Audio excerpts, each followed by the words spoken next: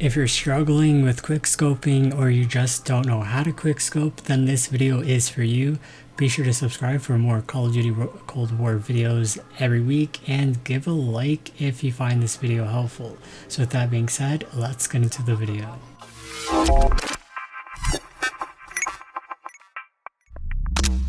So the first thing you're going to want to do is click on custom games, and you're going to want to go to weapons and create a class. So the first thing you're going to want to change with your class is the sniper you're using. You could use the Pellington or the AIM-82, but the LW3 Tundra is the better option. I use the variant Ashwood, but you don't have to use it, and you might not have it. It doesn't matter. It just affects the appearance of the weapon. The next thing you're going to want to do with your class is change the wildcard to Gunfighter, and what Gunfighter does is gives you 3 additional attachments you could use on your primary weapon. So the first attachment you could use is the scope, and you could use any scope you want, but preferably the better option will be the Ultra Zoom custom scope. If you don't like it, you can try out the other scope, Hangman RF. For your next attachment is the muzzle. For the muzzle, you'll want to use the stabilizer 0.308. It reduces your idle sway control, and this just helps with your accuracy. Your next attachment will be for the barrel, and this is the Tiger Team barrel. It gives you increased damage, fire rate, and bullet velocity, and the cons will be able to nullify. Later on, I'll get into that. The cons will affect your ammo capacity, starting ammo, and your magazine ammo capacity. For the body, you're going to want to go with the steady aim laser. This increases your hip fire accuracy by 30%, and this just allows you to be more accurate when you no scope. For your underbarrel, you're going to want to use the infiltrator grip. This gives you movement speed, increased shooting move speed, and increased aim walking movement speed, all by 5%. So this is very useful as it doesn't have any cons. For your magazine, this will be nullifying the previous cons that reduces your capacities for your ammos, and the 7 rounds magazine gives you increased ammo by 40% parameter, and as a con, you'll lose some reload quickness, but that doesn't matter because we have a bigger magazine.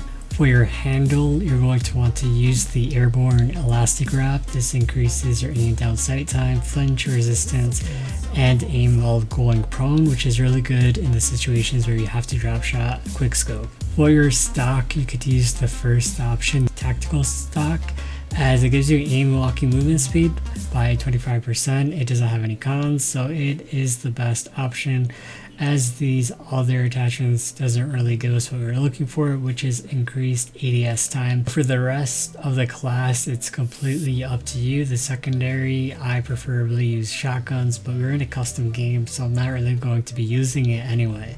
The tactical, again, is up to you, but if you are getting shot at a lot, stem shot is a better option. Lethal, again, doesn't matter, it's personal preference. Field mic upgrade doesn't matter, we have the radar always on for this custom game lobby. For the perks, this is going to be really useful if you're online, flak jacket or tactical mask, because in online lobbies people like to use grenades and tactical grenades a lot. For your perk 2, you're going to want to use scavenger, especially if you're using a lot of ammo and surviving for long periods of time.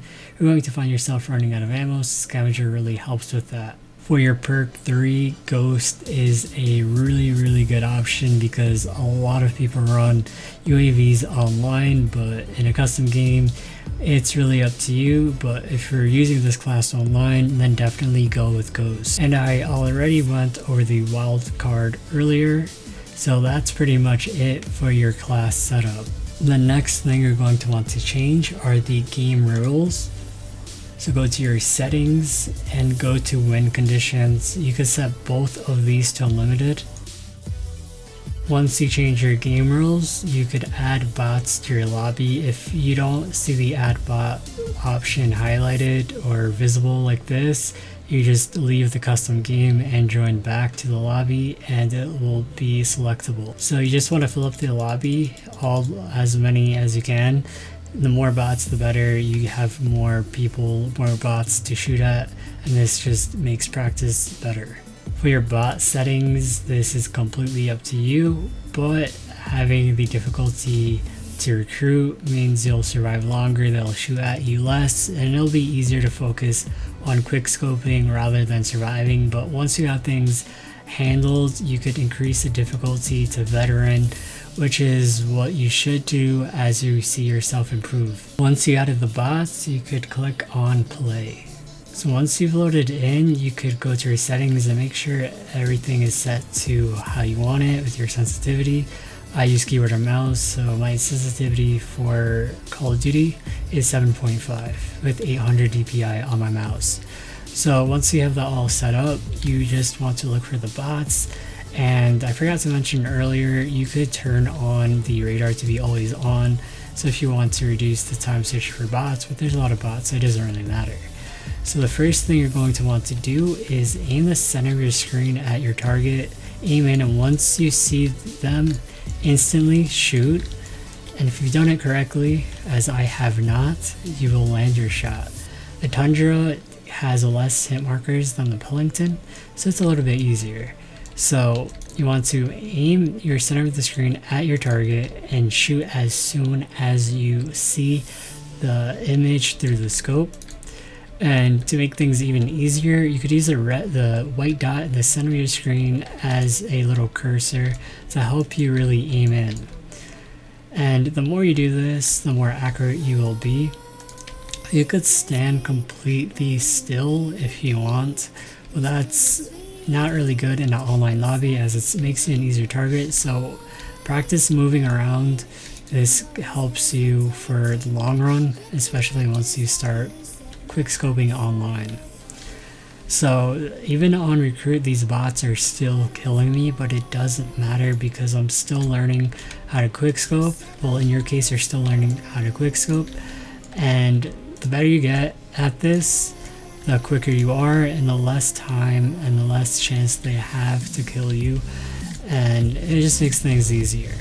So I'm building up my kill streaks. I really don't suggest using them because it just kind of ruins the purpose of quickscoping in a custom game lobby and learning how to do it. But you could use them if you want to mess around with the kill streaks. So as I am going through these kills, I'm making sure I don't stay in the open when I do have to reload. You also want to get into that habit as well. You want to develop good habits when you are quickscoping, because these habits will definitely carry out to when you go to online. And you don't want to be out here like on top of this car, for example, reloading, because you are an easy target and you'll die. So just make sure you are practicing the correct habits. Don't reload after every kill because reloading does take a while with this class setup. You don't have to be perfect with your aim, but you want to make sure you're aiming above the chest or in the chest area or above, because anything lower is a hit marker and you will die in an online match if you get a hit marker.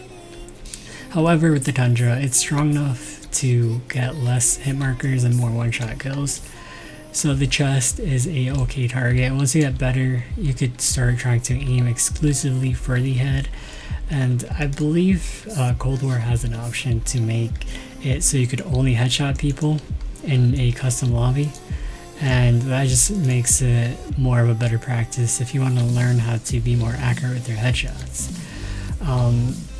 I'm not going to go into trick shotting because I am not a trick shotter. I'm not really sure how to trick shot. I used to on controller a long time ago, but if you're on keyboard or mouse, it's significantly harder to trick shot. You could also learn how to no-scope in these type of lobbies. No-scoping is a bit more randomized. Half of it is luck, half of it is just trying to be a little accurate. But you really only want to no-scope in a situation where you don't have enough time to scope in because you'll die.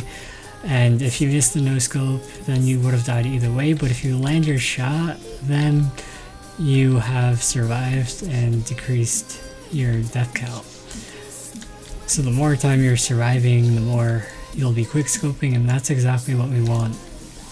So as you can see, I'm trying to flow with this spawn. If you are a free-for-all player, then you want to do this in your free-for-all lobbies, matches. Just make sure you are studying the spawn, you know where the spawns are. If you play a lot of Nuketown, then you'll know knowing the spawns are really easy, but the bots here, they don't move out with the spawn. But again, having your radar on kind of defies the purpose of learning spawns. So that's completely up to you. Once you're used to quickscoping, you can do that. So the last thing I really want to go over was the flow and the spawns of the other modes, because every game mode has different spawns, and this really will affect the way you move through the map. So if you have a preferred playlist or match type, then set the match type to be that. And I wanted to touch up on the map. The map is completely up to you, but I would assume satellite is a better option to practice longer distance quickscoping. But if you're a beginner, a complete noob at quickscoping, then you will be better off using Nuketown. The spawns are close proximity. You don't have to spend too much time looking for the bots, and it's just overall easier. And if you've played Call of Duty before, then chances are you've played Nuketown before Cold War. So that's pretty much everything I have for this video. Just keep practicing. If you have any questions, let me know down in the comment section below.